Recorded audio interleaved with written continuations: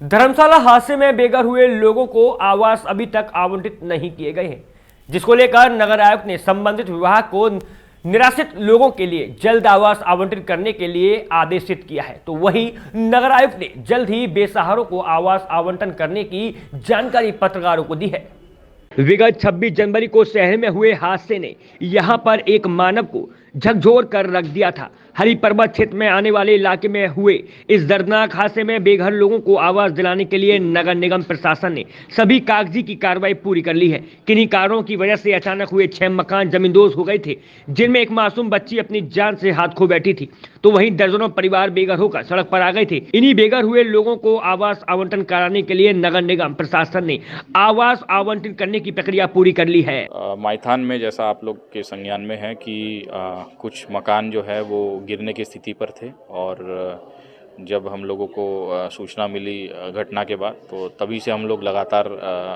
विचार विमर्श कर रहे थे कि किस प्रकार से इन मकानों को गिराया जाए, क्योंकि ये इंजीनियरिंग के दृष्टिकोण से और टेक्निकली एक चैलेंजिंग चीज़ है। और उसी के लिए फिर हम लोगों ने जिलाधिकारी महोदय से रिक्वेस्ट किया कि ये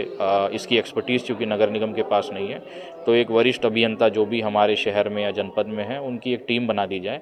ताकि वो टीम हमको गाइड करे कि इसको किस प्रकार से किया जाना है। और उसके पश्चात उन लोगों ने कई विजिट्स की, कई मीटिंग्स की, और कई अन्य विशेषज्ञों से भी उन्होंने राय ली, आर्मी से भी बात की,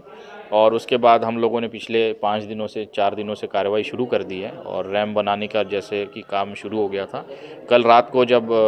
रैंप हमारा लगभग 70-80% बन गया था, तो वहाँ से बहुत सारे कार्य संभव हो गए थे। जैसे कि जो 8 में से 6 मकान हैं वो हमारे लिए संभव था,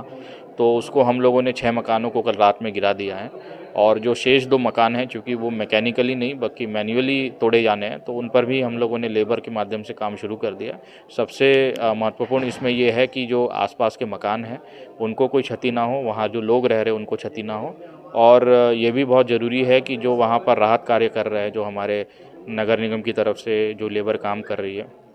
उनकी भी जान को किसी प्रकार का खतरा ना हो, ताकि